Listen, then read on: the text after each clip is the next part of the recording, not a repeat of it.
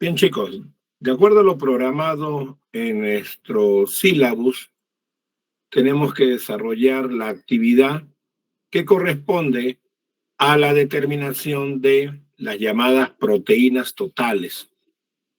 Estamos por iniciar una nueva unidad que corresponde a la parte de proteínas y ácidos nucleicos. Y en el caso de la parte de proteínas, nosotros tenemos que desarrollar algunos aspectos que tienen que ver con la composición estructural de las proteínas.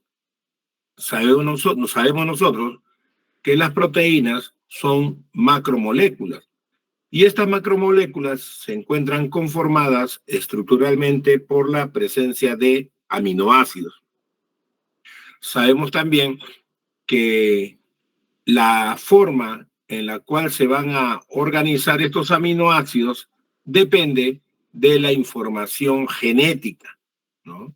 Entonces, si existiese algún tipo de alteración en la secuencia de las bases nitrogenadas de nuestros ácidos nucleicos, obviamente tendríamos una alteración en la secuencia aminoacídica y por lo tanto tendríamos nosotros una situación muy particular en la cual tendríamos una alteración estructural y esa alteración estructural va a conllevar a la pérdida de la función a la cual fue diseñada la proteína.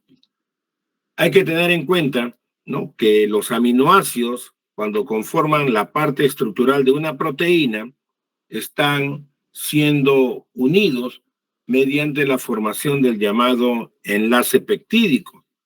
Y ese enlace peptídico, recuerda, que se forma por la asociación de un grupo amino, de un aminoácido con el grupo carboxilo de otro aminoácido vecino, ¿no? Lo cual forma un enlace de tipo covalente que es difícil de romper. Y por lo tanto se está formando la estructura básica de toda proteína, que es la estructura primaria, ¿no? Dependiendo de el papel funcional que tenga la proteína, va a adquirir diferentes niveles de organización estructural, ¿no? Sabemos que hay una estructura secundaria de las proteínas, donde básicamente están las estructuras de alfa hélice y hoja plegada, beta, y luego en la estructura terciaria nosotros vamos a encontrar ya el plegamiento de la cadena polipeptídica, ¿no? Y esta puede formar una estructura de una sola cadena.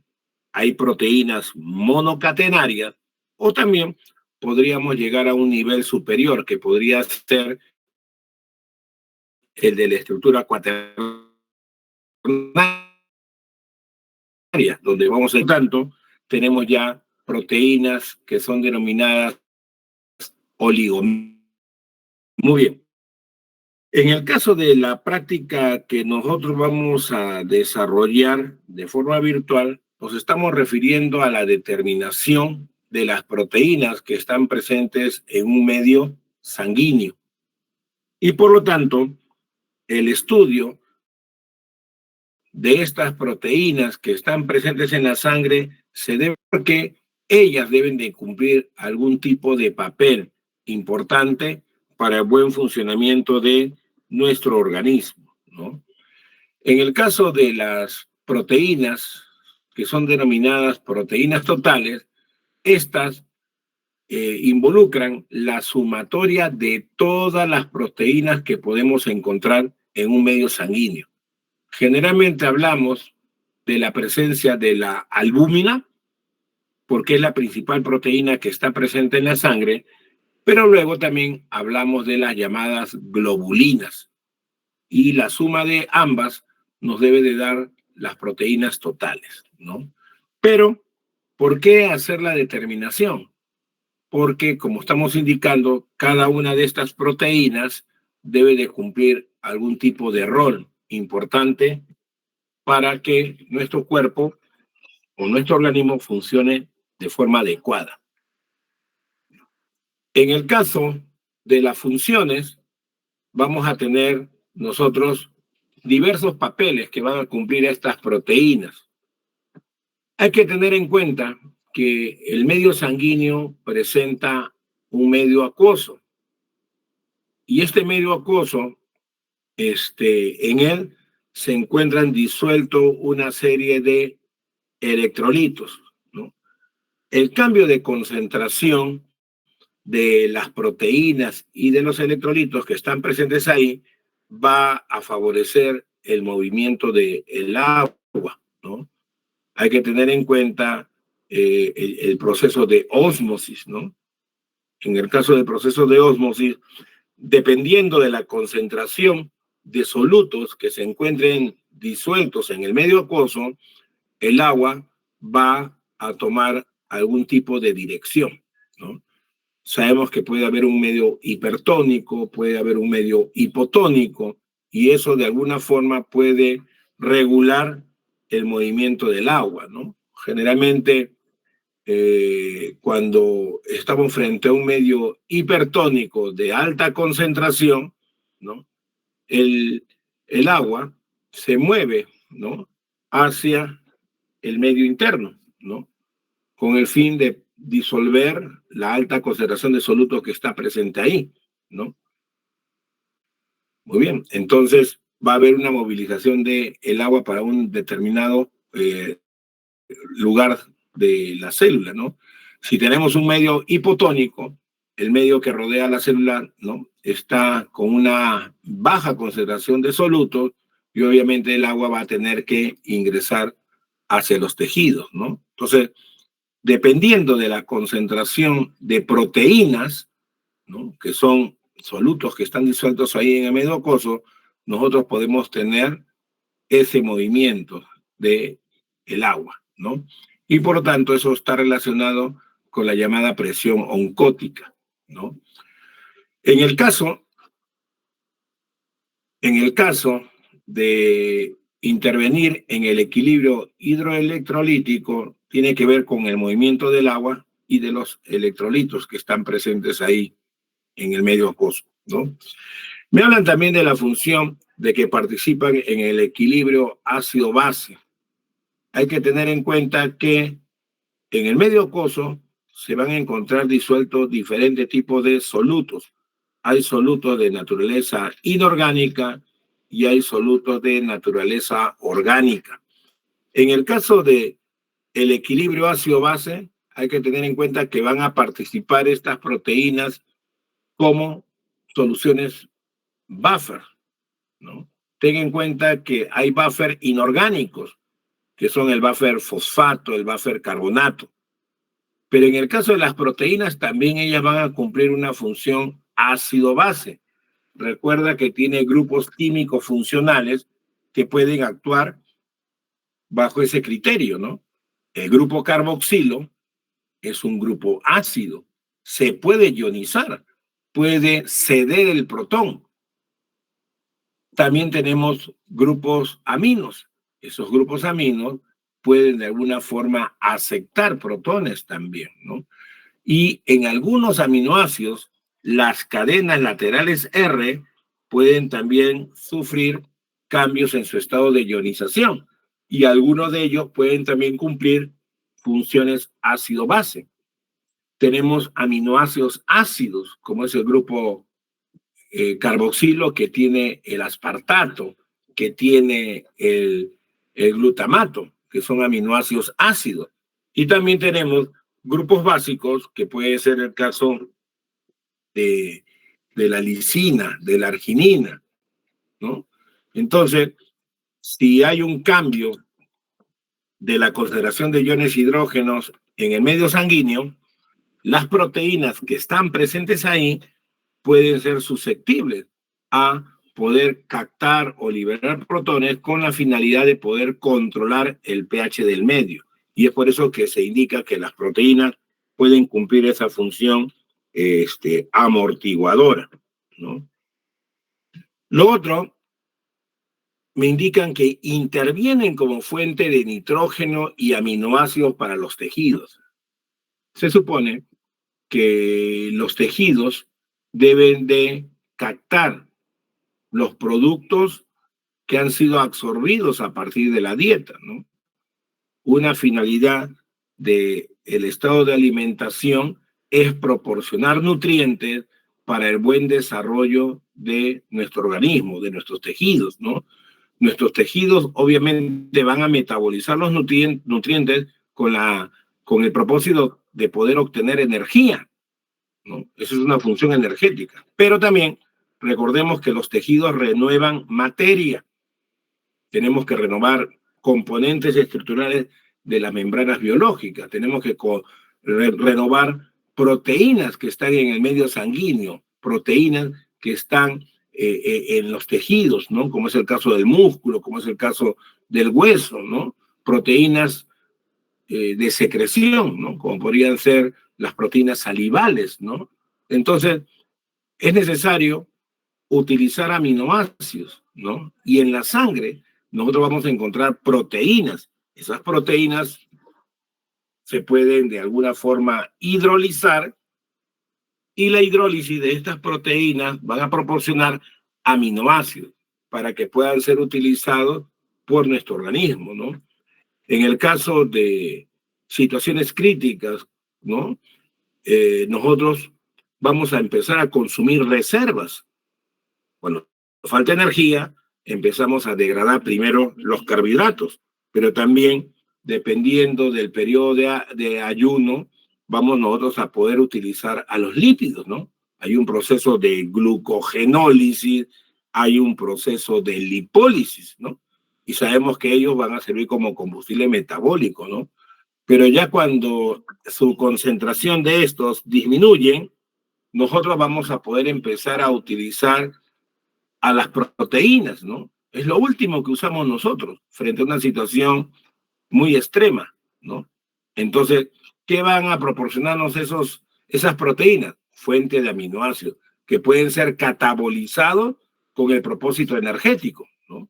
Pero también, si hay requerimientos de formación tisular, nosotros vamos a poder utilizar esos aminoácidos que están como reserva para formar nuevas proteínas, ¿no? Luego me indican sobre la función de transporte. Pueden transportar fármacos, iones, hormonas, ácidos grasos, ¿no? En el caso de los iones metálicos, los metales son tóxicos, no pueden estar libres en nuestro cuerpo. Y una forma de proteger la toxicidad es mediante la asociación con una proteína. Ahora, en el caso del medio sanguíneo, nosotros vamos a encontrar una variedad de proteínas que pueden estar asociados con iones, con la finalidad de poderlo transportar, movilizar. Por ejemplo, hay una proteína que se llama la transferrina, se encarga del transporte del hierro, ¿no? En el caso de la albúmina, tiene que ver con el calcio, ¿no? Ahora, el medio sanguíneo es un medio acuoso. Obviamente, las sustancias que se van a movilizar fácilmente en ese medio acuoso son las moléculas de naturaleza hidrosoluble. Pero también tenemos nosotros que hay sustancias que no son solubles en el medio acuoso, son liposolubles. Entonces, esas moléculas que presentan baja polaridad son más no polares que polares, tienen que tener algún mecanismo de movilización, de transporte, ¿no? Entonces, por ejemplo, los fármacos son generalmente moléculas hidrocarbonadas que se consumen, ¿no? Entonces, cuando se hace el diseño de estos fármacos, se ve cómo estos pueden ser de alguna forma mediado su transporte mediante la albúmina. La albúmina es una proteína importante para el transporte de cierto tipo de fármacos, ¿no? En el caso de las hormonas, ¿no? Nosotros también vamos a tener una clasificación de las hormonas. En el caso de las hormonas hidrosolubles, ellas fácilmente se van a poder movilizar, porque esa es su naturaleza polar, ya que el medio acuoso sanguíneo tiene agua, ¿no? Pero hay hormonas que son de tipo liposoluble que no se pueden movilizar fácilmente, ¿no? Y por lo tanto, vamos a tener mecanismos de transporte de estas mediante la participación de la albúmina, ¿no? También, en el caso, por ejemplo, de lo que han visto ustedes en el metabolismo de lípidos, cuando se tiene ácidos grasos producto de la lipólisis, los ácidos grasos son moléculas que son hidrocarbonadas y son de muy baja polaridad frente al medio acuoso. Entonces la albúmina va a ser una proteína que se va a encargar de su transporte, ¿no? Algunas vitaminas también pueden tener algún mecanismo de transporte mediante la participación de proteínas, ¿no? Entonces, las proteínas que están en el medio sanguíneo van a facilitar su movilización hacia los tejidos que lo requieren, ¿no? Me hablan de que participan en la defensa del organismo, ¿no? Hay que tener en cuenta que tenemos un sistema inmune. Obviamente, este sistema inmune está conformado por células, pero también está conformado por proteínas. Y como nuestro tema es proteína, tenemos que hablar de nuestros sistemas de defensa. Por ahí están las llamadas inmunoglobulinas. Las inmunoglobulinas hay de varios tipos y ellas participan en los mecanismos de defensa del cuerpo. También hay un sistema proteico que es el sistema del complemento, ¿no? Que también tiene la participación para poder neutralizar a esos agentes extraños que ingresan a nuestro cuerpo para poder ser eliminados, ¿no?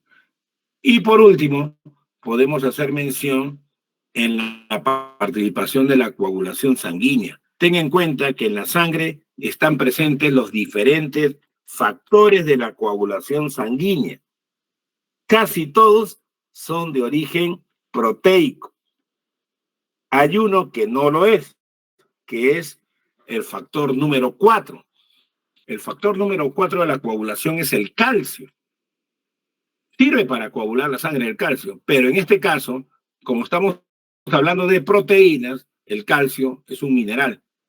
Entonces, él no entra dentro de esos elementos. Pero en el caso de la coagulación sanguínea, por ahí escuchamos la protrombina, la trombina, el fibrinógeno, la fibrina, ¿no? Como algunos componentes del sistema de la coagulación sanguínea, algunos factores, ¿no?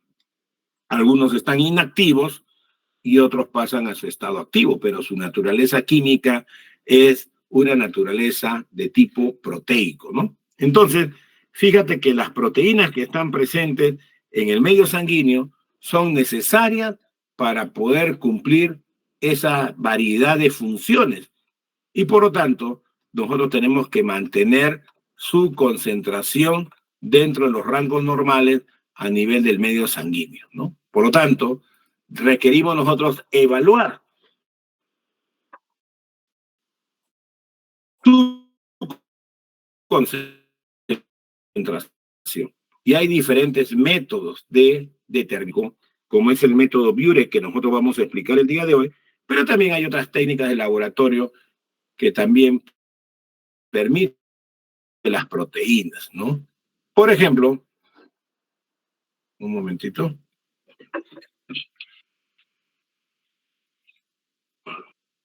está un poquito lenta mi máquina, un ratito, se congeló la pantalla, un momentito.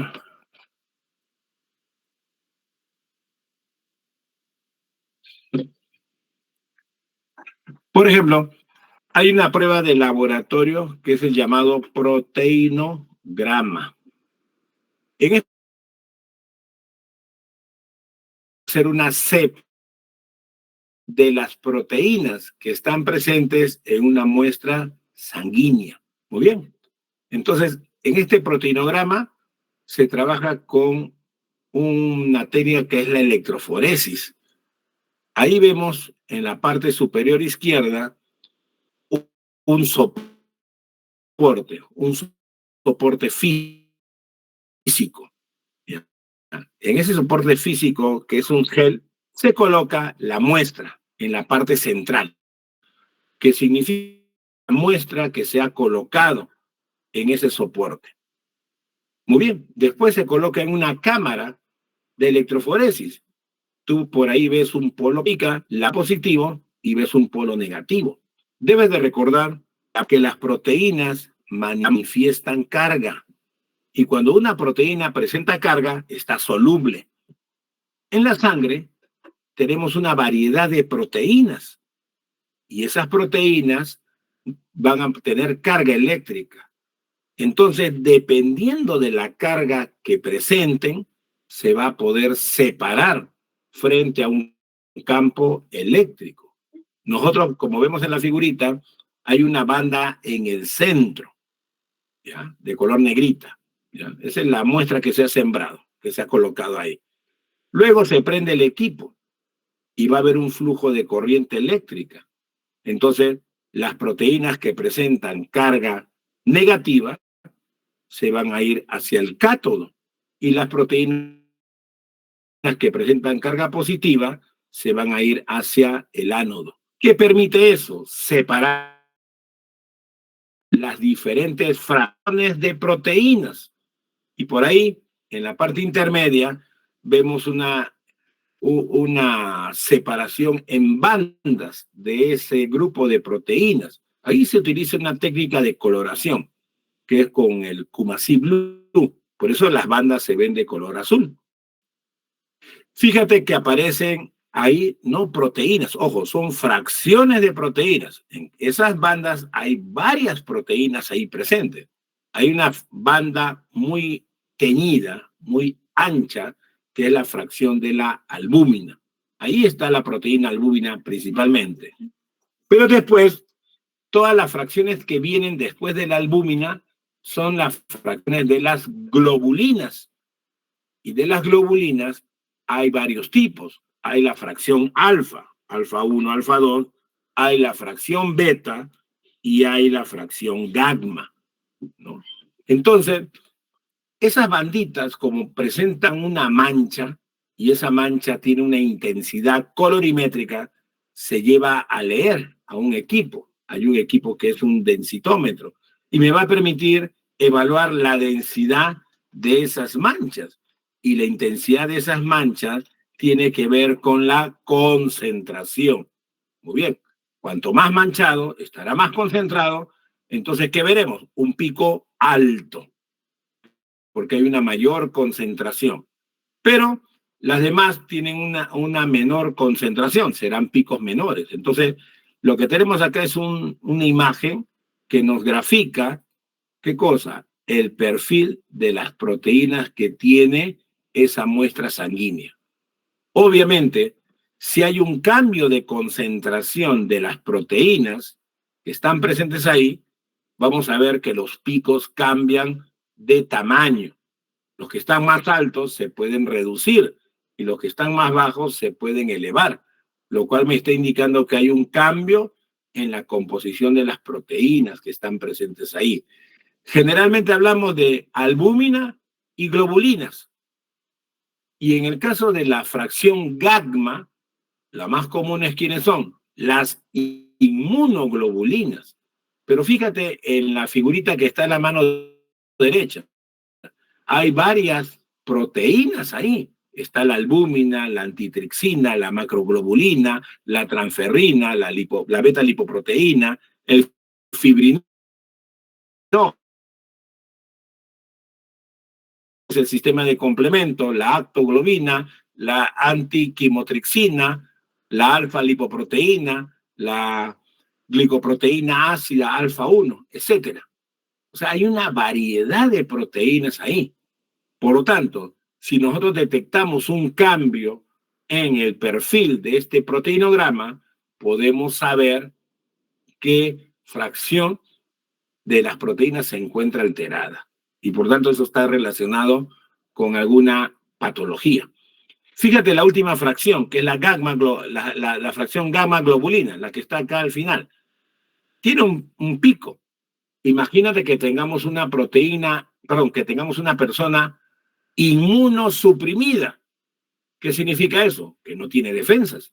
Entonces, este pico de la gamma globulina puede no estar presente, lo cual me está indicando por qué esa persona tiene una falta de respuesta frente a infecciones.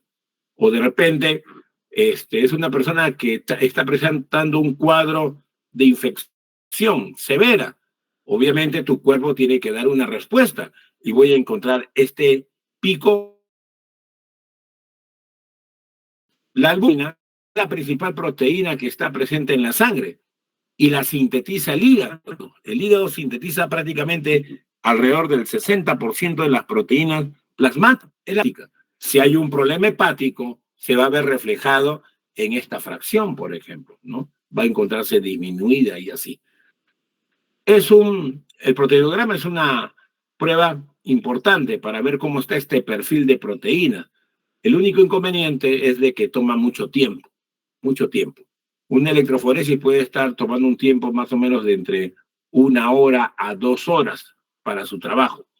Entonces, fuera de la coloración y luego de hacer la evaluación por el densitograma, ¿no? Entonces, es una prueba apropiada, pero en cuestión de realizarla de forma rápida, no lo va a hacer, ¿no? Y tú sabes que en la parte clínica tenemos que tener métodos que sean de mejor acceso, más rápido, para poder tener la determinación que esperamos, ¿no?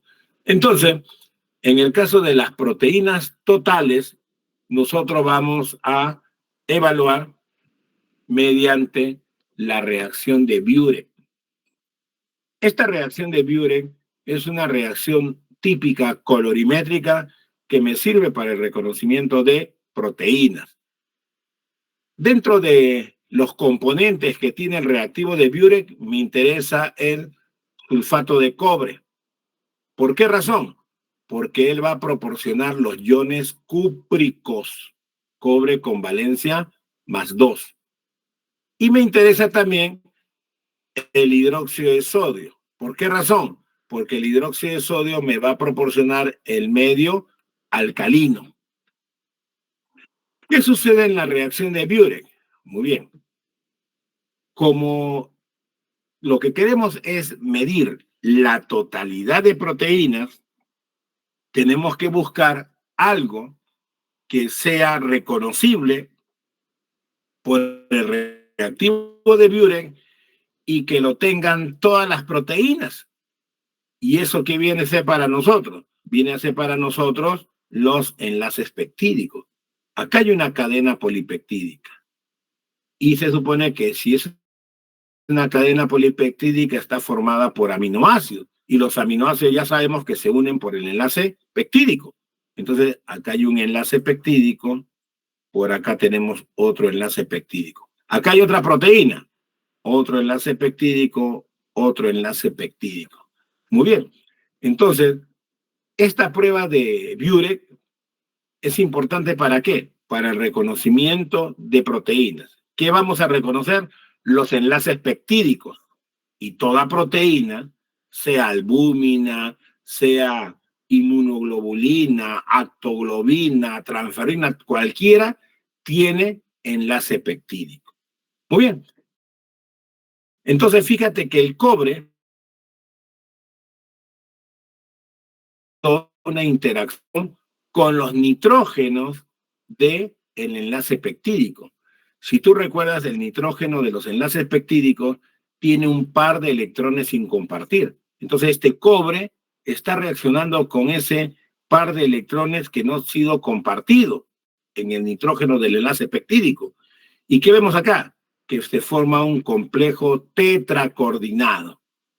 La formación de este complejo tetracoordinado, ¿de qué depende? Depende de la presencia de proteínas, pero para que se formen, ¿qué adicionalmente requiere? Requiere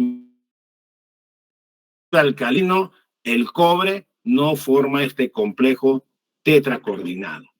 Y cuando se forma este complejo tetracoordinado, vamos a tener un cambio de coloración. Vamos a tener la formación de un complejo de color violeta. Y ese complejo de color violeta se va a leer en el espectrofotómetro a una longitud de onda de 540 nanómetros. Entonces, hay un reactivo. Acá tenemos el reactivo de la casa comercial Balte y tiene un reactivo que es el reactivo de Burek. Y como vemos, tiene un color turquesa, celestito. Entonces, cuando se reconozca la proteína, vamos a ver un cambio de color. Por ejemplo, acá hay una serie de tubitos que estamos viendo, diferentes colores.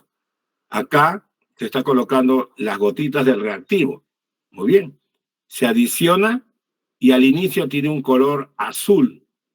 Pero luego, cuando va pasando el tiempo, va a haber cambio de coloración o no, dependiendo cuál sea el contenido de la muestra. Por ejemplo, acá tenemos un tubo de muestra problema que me da una reacción negativa. ¿Por qué razón? No cambió de color. Se mantiene del mismo color turquesa del reactivo.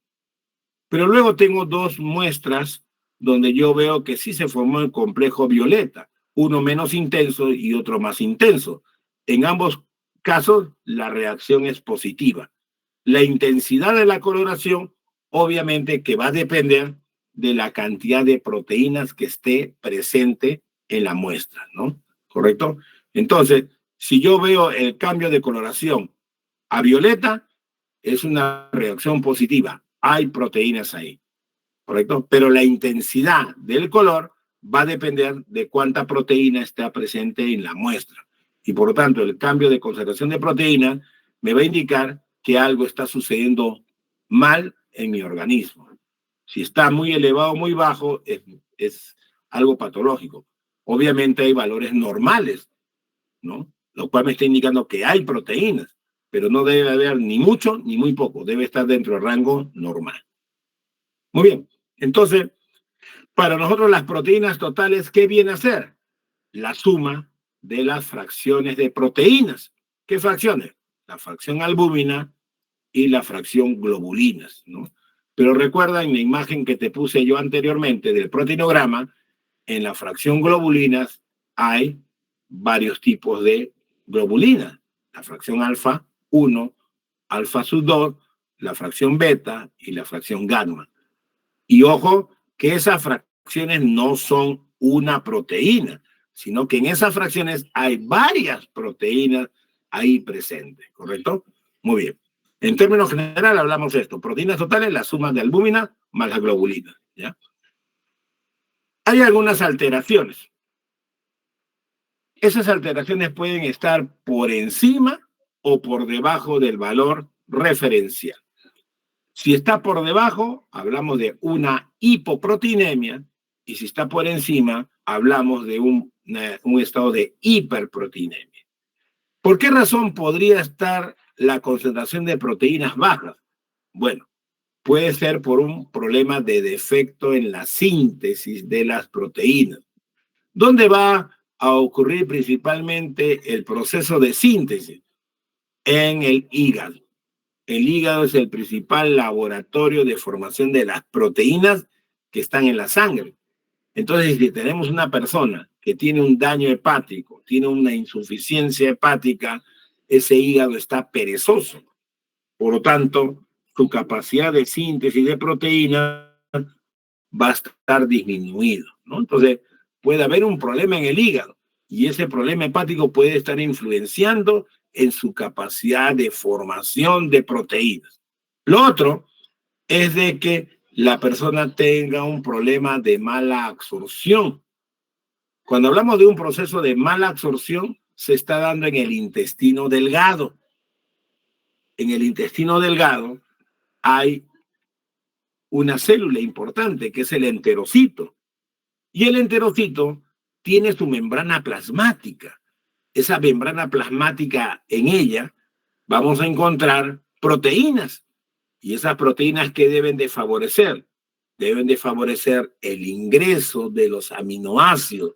¿Hacia dónde? Hacia el torrente sanguíneo. Entonces, todo lo que yo como se debe de absorber.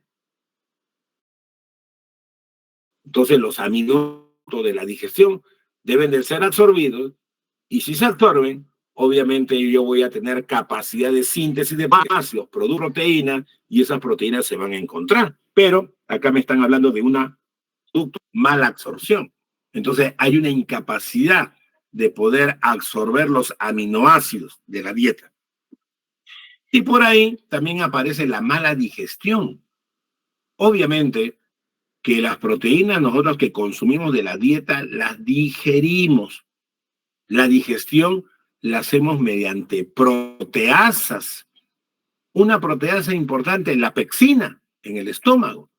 Y otras proteasas son las que participan a nivel intestinal, como la trixina, la quimotrixina, la elastasa, la carboxipeptidasa.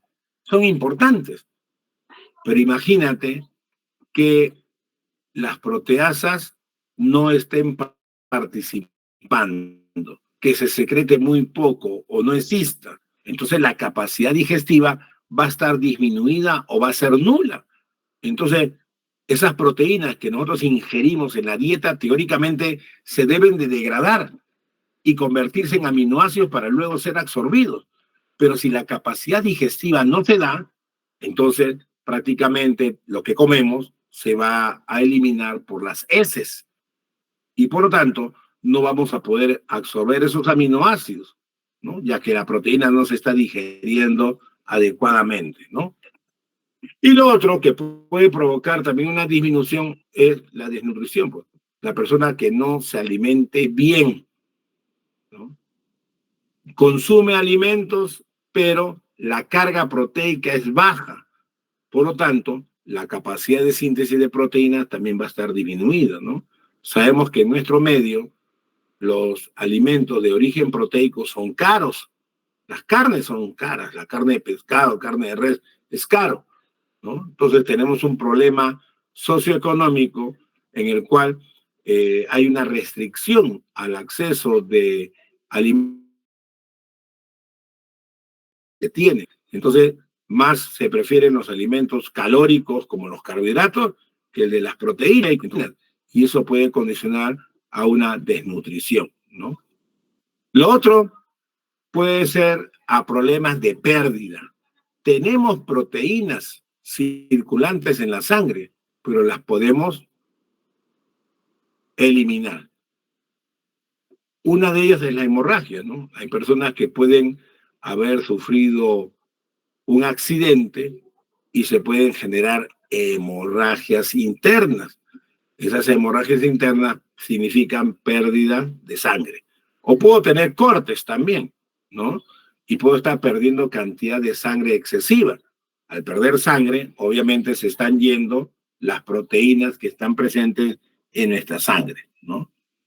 Las nefropatías se está refiriendo a problemas de la función renal. El diabético sufre de problemas renales.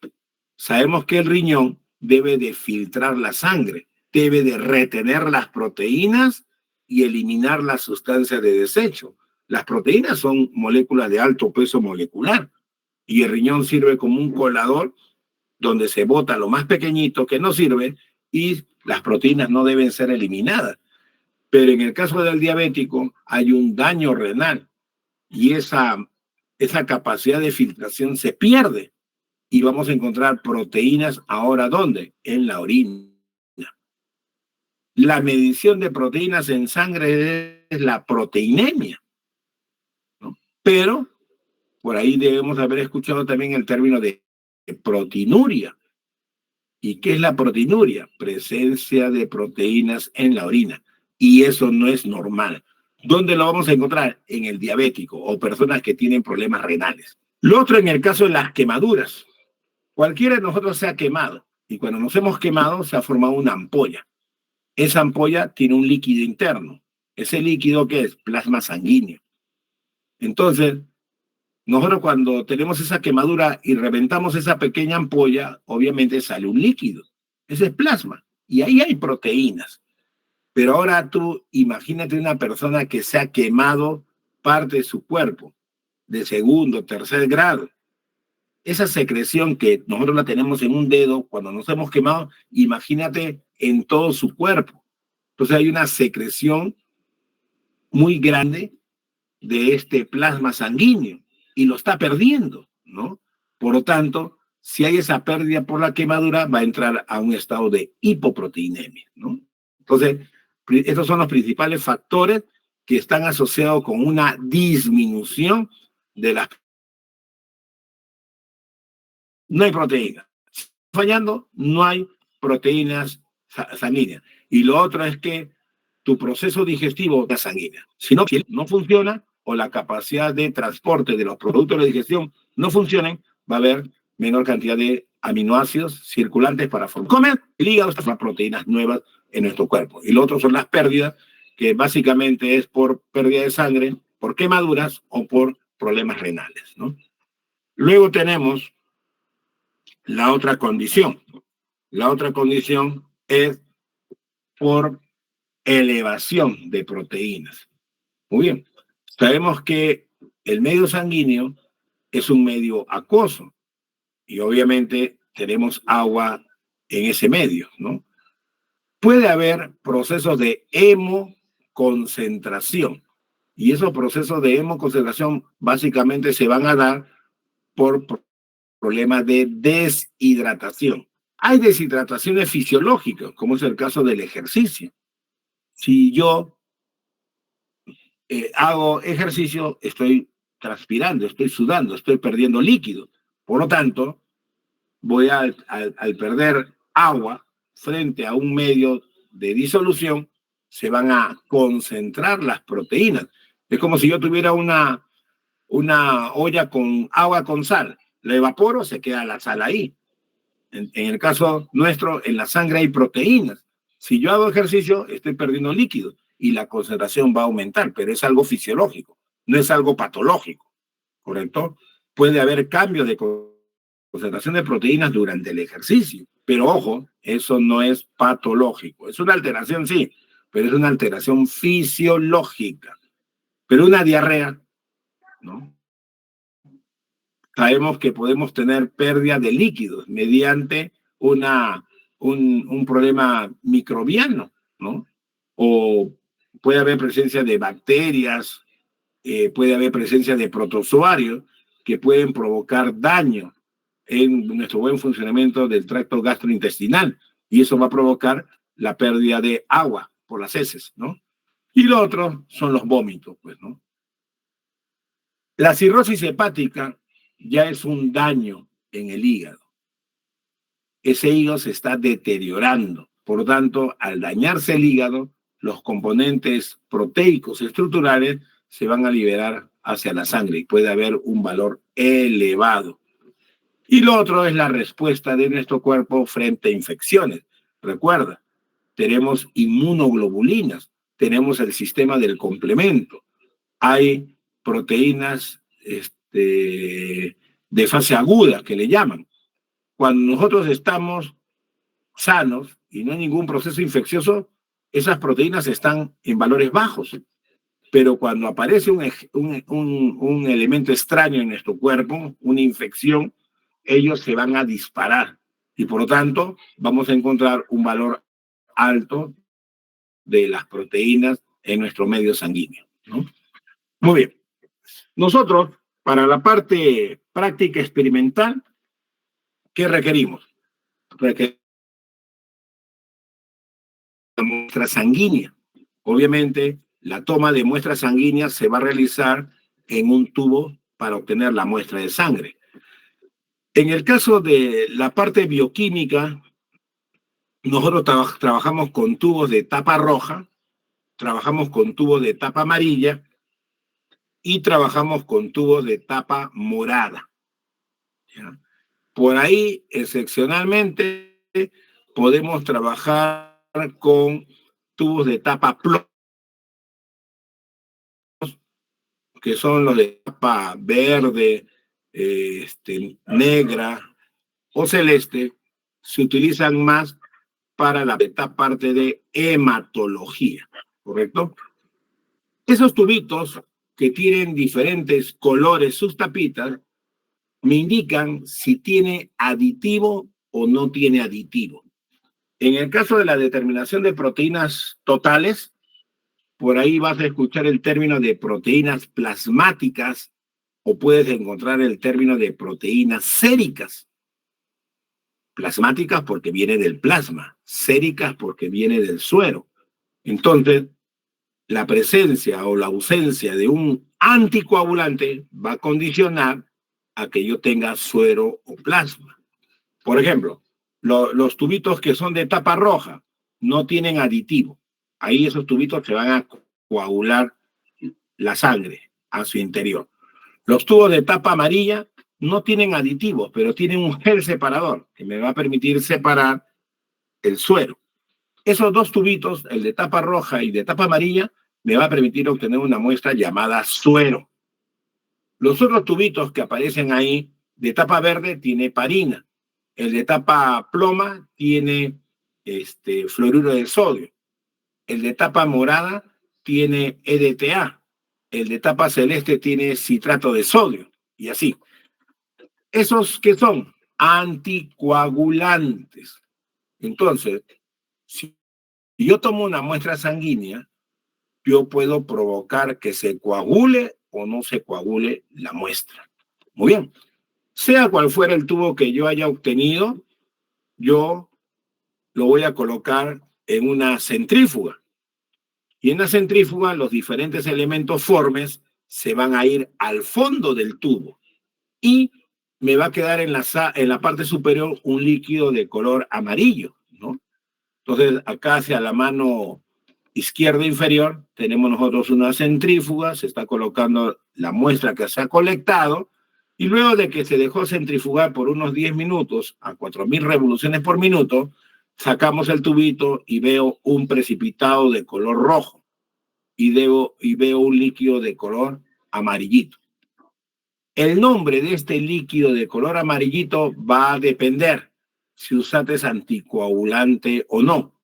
Por ejemplo, acá yo veo que en sus manos tiene un tubito con tapa roja. Quiere decir que no se colocó aditivo. Por lo tanto, en el tubo, ¿qué sucedió? Se coaguló la sangre. Y si se coaguló la sangre, se va a llamar suero, ¿correcto? En otros no se va a llamar suero, se va a llamar plasma. Acá hacia la mano derecha inferior tenemos ahí un mismo precipitado, que es el precipitado donde está el paquete globular. En la parte central, ahí se va a encontrar plaquetas, glóbulos blancos, pero en la parte superior, ¿qué voy a encontrar?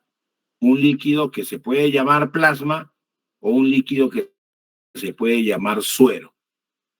Cuando tú trabajas con sangre que se le ha incluido un anticoagulante, el líquido que tienes arriba se va a llamar plasma. Si has tomado una muestra sanguínea y no se ha colocado anticoagulante, el líquido que tú tienes arriba se llama suero. En el suero, ¿qué se activó? La coagulación sanguínea. Y si se activó la coagulación sanguínea, las proteínas de la coagulación se activaron y llegaron a formar la fibrina. Y la fibrina es una proteína insoluble que participa en la coagulación sanguínea. Entonces, este suero no tiene el fibrinógeno. El fibrinógeno es una proteína que participa en la coagulación sanguínea y se convierte en fibrina. Entonces, como acá en este tubo se trabajó y quiere decir que se formó el coágulo de fibrina, entonces el suero no tiene fibrinógeno. En tanto que en este tubito, donde también se ha trabajado con una muestra sanguínea y se colocó un anticoagulante, llámese heparina, llámese fluoruro de sodio, EDTA, citrato de sodio, si yo centrifugo, este líquido se llama plasma, pero como tiene un anticoagulante, no se coaguló la sangre. Si este tubito lo muevo, nuevamente se separa así. Todo se mezcla. En tanto que el otro no. Acá, si este líquido superior, que es el plasma, ¿qué vamos a encontrar ahí? Todas las proteínas sanguíneas, menos ¿quién? Recuerda que acá no se activó la coagulación. Recuerda que acá sí se activó la coagulación. En el plasma están todas las proteínas plasmáticas, todas, incluyendo el fibrinógeno. En tanto que acá en el suero están todas las proteínas plasmáticas excepto el fibrinógeno. Acá el fibrinógeno está presente en el plasma. Acá en el suero no hay fibrinógeno. ¿Por qué? Porque se convirtió en fibrina. ¿Ok?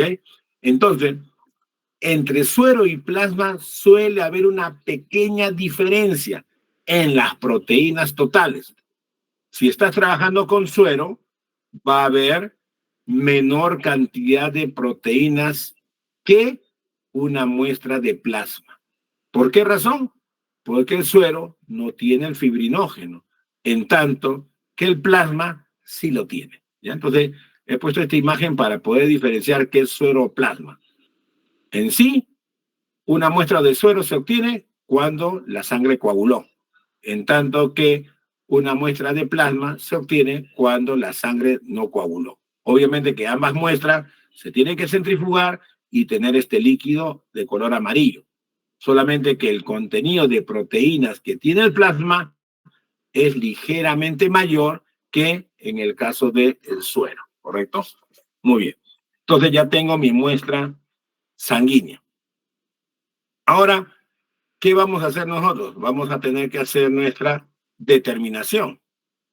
Y para nuestra determinación tenemos que seguir un protocolo, ¿no? Entonces, el profesor Barrón nos ha dado el protocolo.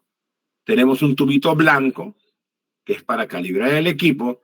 Tenemos un tubito estándar o calibrador, que tenemos que tener una solución de concentración conocida de proteínas. Y el desconocido es de nuestra muestra problema. ¿La muestra qué es? Suero. Entonces, la muestra la agregamos al tubo de desconocido, 20 microlitros. El calibrador es el estándar, lo agregamos al tubo estándar. Y el reactivo, ¿qué reactivo es? El reactivo de Buren. ¿Cuánto agregamos? 1 mililitro. Y lo dejamos reposar 5 minutos. ¿Qué vamos a observar? Cambios de coloración. Acá tengo unas cubetitas que preparamos con el reactivo. El blanco, fíjate, tiene un color turquesa, que es el color propio del reactivo de Buren. Y este es el patrón o estándar, y este es el tubo del desconocido muestra problema. Tiene una coloración ligeramente moradita, lo cual me está indicando que acá se ha formado el complejo de color violeta. Muy bien. Entonces, mediante la realización de este protocolo con micropipetas y tiempo de incubación, tenemos ya la reacción colorimétrica. Y estos tubitos los tenemos que llevar al espectrofotómetro a hacer sus lecturas, ¿no? Recuerda que hay que calcular un factor de calibración. Este factor de calibración, ¿cómo se obtiene? Dividiendo la concentración del calibrador o el del estándar sobre su propia lectura, ¿no? Entonces, este tubito del centro, que es el tubito estándar, es de concentración conocida. Muy bien. Y vamos a tener también su lectura. Si divido la concentración sobre su lectura, tengo el factor de calibración. Y como yo quiero calcular la concentración de proteínas totales, tendré multiplicado por la lectura el tubito de muestra problema. Y con eso yo debo de evaluar mi concentración. Entonces, quiero tener los valores de referencia. ¿Cuándo se considera que un suero es normoproteico? O sea, que tenga los valores normales. Sus valores deben de estar entre 6 a 8 gramos por decilitro. Recuerda, proteínas es abundante en la sangre. Sus valores están en gramos por decilitro. ¿Ya? En la mañana anterior ustedes ácido úrico. Eso está en miligramos. ¿Ya? La glucosa está en miligramos. El colesterol triglicérido está en miligramos por decilitro. Pero no te olvides, proteínas, hay mucho, hay abundante. Eso está en términos de gramos por decilitro, ¿ya? Para que no te equivoques cuando sea el examen. Te pueden poner varias unidades. Tú ves gramos, esa es la respuesta. Y debe estar entre 6 a 8 gramos por decilitro como valor normal.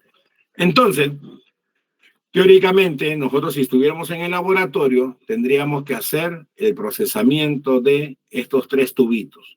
Y por lo tanto, tener las lecturas a la longitud de 540 nanómetros y hacer nuestro cálculo matemático. Como estamos con esta situación del paro, vamos a trabajar con datos que le vamos a proporcionar, ¿correcto? Entonces, tienen que copiar estos datos para hacer sus cálculos. ¿Qué datos le estamos dando? Estamos dándole la lectura de un estándar de proteínas totales. ¿Cuánto leyó el estándar de proteínas totales? 0.155. Esa es la lectura. ¿Qué requerimos conocer del estándar? Su concentración. La concentración de este estándar es de 6 gramos por decilitro. ¿Y qué hemos evaluado? Hemos evaluado 3 muestras.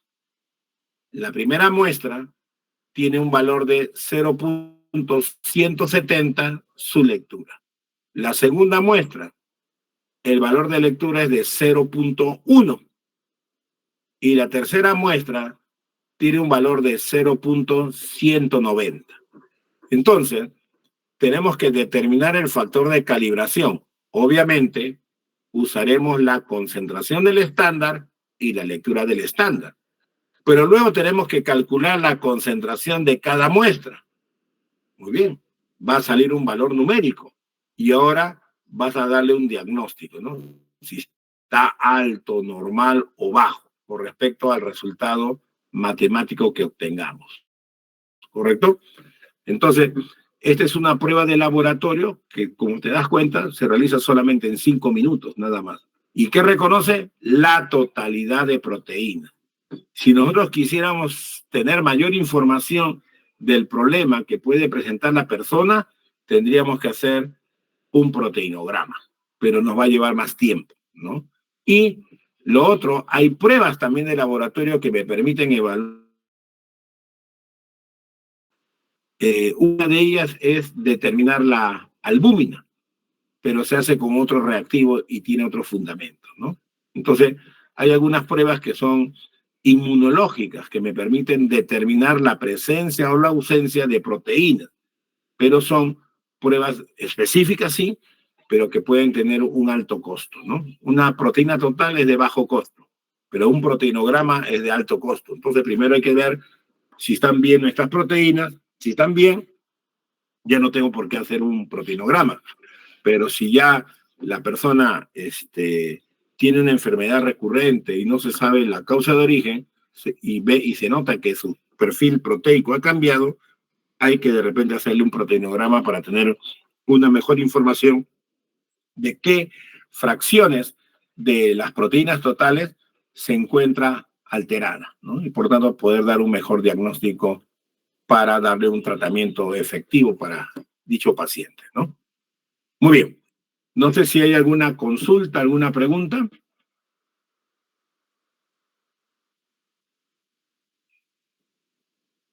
Ninguna pregunta. Los que han ingresado a la sesión, su